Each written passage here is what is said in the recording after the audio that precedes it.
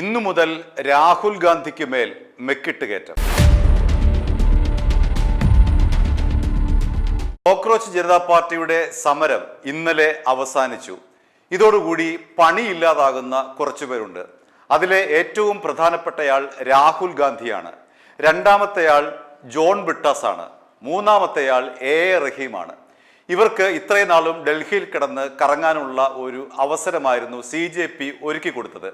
പാർലമെന്റിന്റെ വർഷകാല സമ്മേളനം തുടങ്ങുന്ന ഈ മാസം 20-ാം തീയതി ആണല്ലോ ഈ CJP പാർലമെന്റിലേക്ക് മാർച്ച് സംഘടിപ്പിച്ചത്. അന്ന് ഇവർ 10-20 പേരെ ഉണ്ടായിരുന്നുള്ളൂ. അഭിജിത് ദീപ്കയും ഏതാനും പിള്ളേർ മാത്രമേ ഉണ്ടായിരുന്നുള്ളൂ. അതിനെ ഹൈജാക്ക് ചെയ്തുകൊണ്ടാണ് രാഹുൽ ഗാന്ധി വളരെ വേഗം ഈ മീഡിയ ശ്രദ്ധ നേടുന്നത്. അതിനു മുൻപ് അദ്ദേഹം ഒരു മാസത്തോളം എവിടെയാണെന്ന് പോലും അറിഞ്ഞില്ല. ഇന്ത്യയെ വിട്ടു നിൽക്കുകയായിരുന്നു. പെട്ടെന്ന് ചാടി വന്ന് ഇങ്ങനെ ഒരു അവസരം വന്നപ്പോൾ അവിടേക്ക് മാധ്യമങ്ങളെല്ലാം കേന്ദ്രീകരിക്കുന്നു, ശ്രദ്ധ കേന്ദ്രീകരിക്കുന്നു, ജെൻസിയുടെ പിന്തുണ ഉറപ്പാകുന്നു എന്ന് കണ്ടതോടുകൂടി രാഹുൽ ഗാന്ധിയും കൂട്ടരും ഇത് വളരെ വിദഗ്ധമായി തട്ടിയെടുത്തു. ആരുടെ സമരം? നമ്മുടെ അഭിജിത് ദീപ്കയുടെ സമരം തട്ടിയെടുത്തു.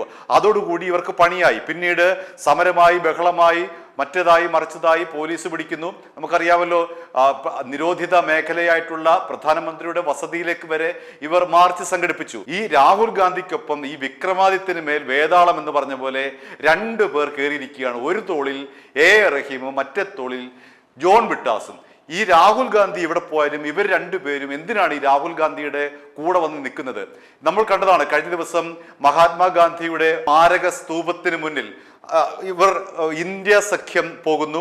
അവർ ഓരോരുത്തരായി മഹാത്മാഗാന്ധിയെ വണങ്ങുന്നു. ഹേ റാം എന്നെഴുതി വെച്ചിട്ടുള്ള ആ ഒരു പ്രശസ്തമായിട്ടുള്ള മഹാത്മാഗാന്ധിയുടെ ആ ഒരു സ്മൃതി മണ്ഡപത്തിൽ എല്ലാവരും ഇവിടെ വരുന്നു. അവിടെ ചെല്ലുമ്പോൾ ഉണ്ട് രാഹുൽ ഗാന്ധി ഇവിടെ നിൽക്കുന്നു, റഹീം ഇവിടെ നിൽക്കുന്നു, പിന്നെ തൊട്ടടുത്ത് ബ്രിട്ടാസ് നിൽക്കുന്നു. രാഹുൽ ഗാന്ധി എവിടെ പോയാലും തൊട്ടടുത്ത് ഇടതുവശത്ത് റഹീം, അല്ലെങ്കിൽ ഇടതുവശത്ത് ബ്രിട്ടാസ്, വലതുവശത്ത് റഹീം. ഇങ്ങനെയാണ് ഇതിൻ്റെ ഒരു കോമ്പിനേഷൻ. രാഹുൽ ഗാന്ധി എവിടെ പോയാലും ഈ 2 പേർ എന്തിനാണ് പുറകെ നടക്കുന്നത്? ഇന്നു മുതൽ നിങ്ങൾ നോക്കിക്കോളൂ, രാഹുൽ ഗാന്ധിയെ തെറി പറയും. ഇവർ വന്നു കഴിഞ്ഞിട്ട് ആദ്യം തുടങ്ങുന്നത് രാഹുൽ ഗാന്ധിയെ ചീത്ത വിളിക്കുന്നതാണ്. കേരളത്തിൽ വന്നു കഴിഞ്ഞാൽ ഉടനെ രാഹുൽ ഗാന്ധിയെ ചീത്ത വിളിക്കും. രാഹുൽ ഗാന്ധി കഴിവുകെട്ടവനാണ്, രാഹുൽ ഗാന്ധി രാജ്യത്ത് നിന്ന് മുങ്ങുന്നവനാണ്, മറ്റേതാണ് മറിച്ചതാണ്, രാഹുൽ ഗാന്ധിക്ക് നേതൃപാഠവുമില്ല, അവിടെ ലോക്സഭയിൽ ചെന്ന് കഴിഞ്ഞാൽ രാഹുൽ ഗാന്ധിക്ക് കാര്യമായി ഒന്നും ചെയ്യാനില്ല, രാഹുൽ ഗാന്ധി സമ്പൂർണ്ണ പരാജയമാണ്. ഇങ്ങനെ തുടങ്ങി ഈ എ റഹീമും ജോൺ ബ്രിട്ടാസും കൂടെ വന്ന് ഈ കേരളത്തിൽ ഇനി പറയാൻ പോകുന്ന ഇതാണ്. ഇവർ ഇതിനു മുൻപ് പറഞ്ഞതാണ്. അതെല്ലാം യൂട്യൂബിൽ കിടപ്പുണ്ട്, പോയി തപ്പിയാൽ കിട്ടും. എന്തെല്ലാം കാര്യങ്ങളിലാണ് ഈ 2 പേർ രാഹുൽ ഗാന്ധിക്ക് മേൽ മെക്കിട്ട് കയറുന്നത്. ഇന്നു മുതൽ ഇവർ രാഹുൽ ഗാന്ധിക്ക് മേൽ പഴയതുപോലെ മെക്കിട്ട് കയറി തുടങ്ങാൻ പോകുന്നു. എ റഹീമും ബ്രിട്ടാസും തുടങ്ങാൻ പോകുന്നു. രാഹുൽ ഗാന്ധി കൊള്ളത്തില്ല, രാഹുൽ ഗാന്ധി പ്രതിപക്ഷ നേതാവായി രാഹുൽ ഗാന്ധിക്ക് തിളങ്ങാൻ കഴിയുന്നില്ല, രാഹുൽ ഗാന്ധി പരാജയമാണ്, രാഹുൽ ഗാന്ധി രാഷ്ട്രീയമായി പരാജയമാണ്, അടിയന്തര ഘട്ടത്തിലൊക്കെ രാഹുൽ ഗാന്ധി മുങ്ങുന്നു.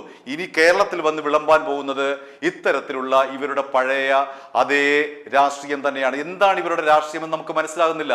ഇവിടെ എടുത്തു പറയത്തക്ക ഒരു കാര്യം, എ റഹീമും ജോൺ ബ്രിട്ടാസും രാജ്യസഭാ MP ആണല്ലോ. അവിടെ മാന്യനായ ഒരാൾ ഇരിപ്പുണ്ട്, ജനങ്ങൾ തെരഞ്ഞെടുത്ത ഒരാൾ. ആരാണത്? കെ രാധാകൃഷ്ണൻ.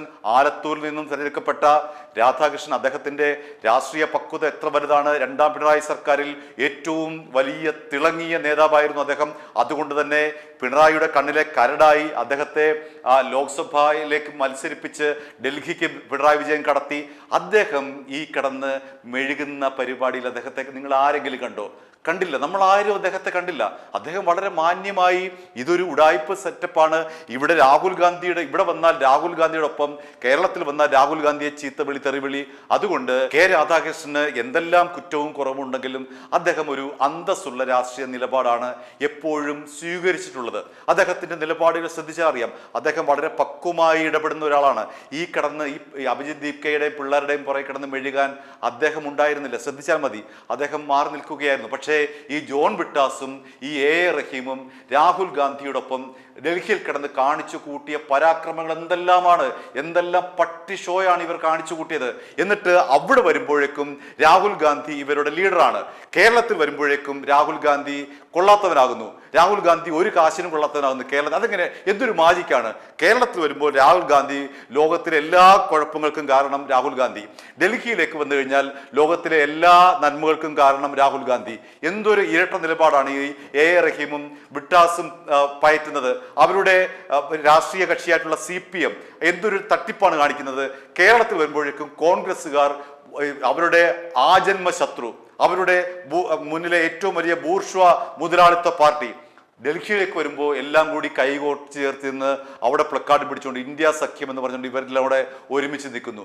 ഡൽഹിയിൽ വരുമ്പോൾ ഇവരെല്ലാം ഒന്നാണ്, കേരളത്തിൽ വരുമ്പോഴേക്കും ഇവർ നിറം മാറുന്നു. ഓന്ത് പോലും ഇങ്ങനെ നിറം മാറും നമ്മൾ കണ്ടിട്ട്. എന്തൊരു രാഷ്ട്രീയമാണ് ഇവരുടേത്.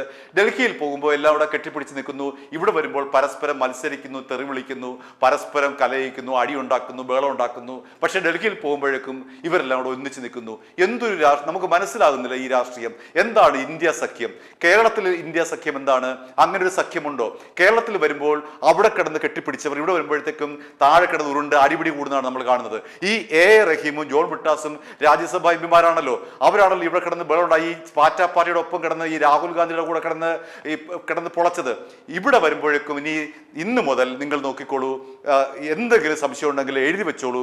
ഈ റഹീമും ജോൺ ബ്രിട്ടാസും വന്ന് പറയാൻ പോകുന്നത് രാഹുൽ ഗാന്ധി കൊള്ളില്ല, പ്രിയങ്ക ഗാന്ധി കൊള്ളില്ല, മല്ലികാർജുന ഖാർഗെ ശരിയല്ല, KC വേണുഗോപാൽ ശരിയല്ല. പക്ഷേ ഡൽഹിയിലായിരിക്കും ഇതെല്ലാം ശരിയാണ്. നമ്മൾ കണ്ടതാണ്.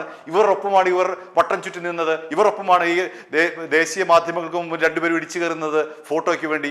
ഇവിടെ വരുമ്പോഴേക്കും ഇവർ കൊള്ളില്ല, അവിടെ വരുമ്പോൾ ഇവർ നല്ലതാണ്. എന്തൊരു രാഷ്ട്രീയം നമുക്ക് മനസ്സിലാകുന്നില്ല. CPM-ന്റെ എന്തൊരു രാഷ്ട്രീയമാണിത്? പ്രിയങ്ക ഗാന്ധിക്കെതിരെ അവിടെ പോയി വയനാട്ടിൽ പോയി മത്സരിക്കുന്നു, രാഹുൽ ഗാന്ധി വരുമ്പോൾ അവിടെ പോയി അവർക്കെതിരെ മത്സരിക്കുന്നു, അവിടെ പോയി പ്രസംഗിക്കുന്നു. അവിടെ CPI ആണ് നിന്നത്, അത് വേറെ കാര്യം. എങ്കിൽ പോലും അവിടെ ലീഡ് ചെയ്തത് ആരാണ്? വയനാട്ടിൽ പിന്നെ പ്രിയങ്ക ഗാന്ധിക്കെതിരെ ഏറ്റവും കൂടുതൽ സംസാരിച്ചതാണ് ആരാണ്? CPM ആണ്. രാഹുൽ ഗാന്ധി അവിടെ നിന്നപ്പോൾ ഏറ്റവും കൂടുതൽ രാഹുൽ ഗാന്ധിക്കെതിരെ സംസാരിച്ചത് ആരാണ്? CPM ആണ്, CPI-ക്കാരാണ്. പക്ഷേ ആനി രാജ നോക്കുമ്പോൾ ഉണ്ട്, രാഹുൽ ഗാന്ധിയുടെ കൂടെ ആനി രാജയുണ്ട്. ഇതെന്തൊരു രാഷ്ട്രീയമാണ്? ഇവിടെ വരുമ്പോഴേക്കും പരസ്പരം കടിച്ചു കീറുകയും അവിടെ ചെല്ലുമ്പോഴേക്കും എല്ലാം കൂടെ തോളത്ത് ചേർന്ന് മച്ച കമ്പനിയാകുകയും ചെയ്ത് എന്തൊരു നാണക്കേട് രാഷ്ട്രീയമാണ്. ഒന്നുകിൽ നിങ്ങൾ സത്യസന്ധമായി പറയണം, ഡൽഹിയിൽ ഞങ്ങൾ കോൺഗ്രസിനൊപ്പമാണ്, പക്ഷേ കേരളത്തിൽ ഞങ്ങൾ കോൺഗ്രസിനൊപ്പമല്ല. ഇവിടുത്തെ കോൺഗ്രസ്സുകാർ തന്നെയല്ലേ ഡൽഹി വരുമ്പോഴുള്ള കോൺഗ്രസ്സുകാർ? ഇവിടുത്തെ വേണുഗോപാൽ അല്ലേ ഡൽഹിയിലെ വേണുഗോപാൽ? ഇവിടുത്തെ കൊടിക്കുന്ന് സുരേഷ് അല്ലേ ഡൽഹിയിലെ കൊടിക്കുന്ന് സുരേഷ്? അപ്പോൾ ഇവിടെ കൊടിക്കുന്ന് സുരേഷ് ശരിയല്ല, ഇവിടെ രാഹുൽ ഗാന്ധി ശരിയല്ല, ഇവിടെ KC വേണുഗോപാൽ ശരിയല്ല, ഇവിടെ കേരളത്തിൽ ഇവരൊന്നും ശരിയല്ല, അവിടെ വരുമ്പോൾ ഇവരെല്ലാം ശരിയാകുന്നു. ഇതിൻ്റെ ഇരട്ടത്താപ്പ് CPM കൃത്യമായിട്ട് വ്യക്തമാക്കണം. അല്ലെങ്കിൽ ഇവരുടെ അണികൾ ഇത് തിരിച്ചറിയണം. അതിനുള്ള ബോധവും പൊക്കടവും ഇല്ലാത്ത അണികളാണെങ്കിൽ പിന്നെ എന്തിനാണ് ജീവിച്ചിരിക്കുന്നത്? ഇവന്മാർ കാണിക്കുന്ന തട്ടിപ്പിന് ഒരു അറുതി വരുത്തിയേ തീരുകയുള്ളൂ. കാരണം ഇത് നമ്മളെ പറ്റിക്കുന്ന, സാധാരണക്കാരുടെ ജനങ്ങളെ പറ്റിക്കുന്ന ഒരു തട്ടിപ്പ് പരിപാടിയാണിത്. ഈ തട്ടിപ്പല്ല രാഷ്ട്രീയം. ജനാധിപത്യത്തിലെ രാഷ്ട്രീയം എന്ന് പറയുന്നത് നേരും നെറിയുള്ള രാഷ്ട്രീയമാണ്. അത് ഇവർക്കറിയില്ല. റഹീമിനും അറിയില്ല, ബ്രിട്ടാസിനും അറിയില്ല. ഇവരൊക്കെ വെറുതെ മൈക്ക് വെക്കുമ്പോൾ വന്ന് ഡയലോഗ് അടിക്കുന്ന അപ്പുറത്തേക്ക് ഈ ഇരട്ടത്താപ്പിനെ കുറിച്ചാണ് നമ്മൾ അറിയേണ്ടത്. ഇവന്മാരുടെ ഈ തട്ടിപ്പിനെ കുറിച്ചാണ് നമ്മൾ സാധാരണക്കാർ മനസ്സിലാക്കേണ്ടത്. അങ്ങനെ മനസ്സിലാക്കാത്തടത്തോളം കാലം ഇവരുടെ ധാരണ നമ്മൾ വെറും മണ്ടന്മാരാണ്, അതുകൊണ്ട് നമ്മളെ പറ്റിക്കാമെന്നാണ് ഈ രണ്ടുപേരുടെയും ധാരണ. അത് തിരിച്ചറിഞ്ഞുകൊണ്ട് ഇനി ഈ ഉമ്മാർ രണ്ടുപേർ, ഈ റഹീമും ബ്രിട്ടാസും വന്നിവിടെ രാഹുൽ ഗാന്ധിയെ കുറിച്ച് എതിരായിട്ട് പറയുമ്പോൾ നമുക്ക് ചോദിക്കണം, നമ്മുടെ കയ്യിൽ വിശ്വാസമുണ്ടല്ലോ, നീയൊക്കെ അന്ന് ഇയാളെ കെട്ടിപ്പിടിച്ച് നടന്നത് എന്തിനാണെന്ന് നമുക്ക് ചോദിക്കാനുള്ള ആർജവം വേണം. i2i News, an eye for truth.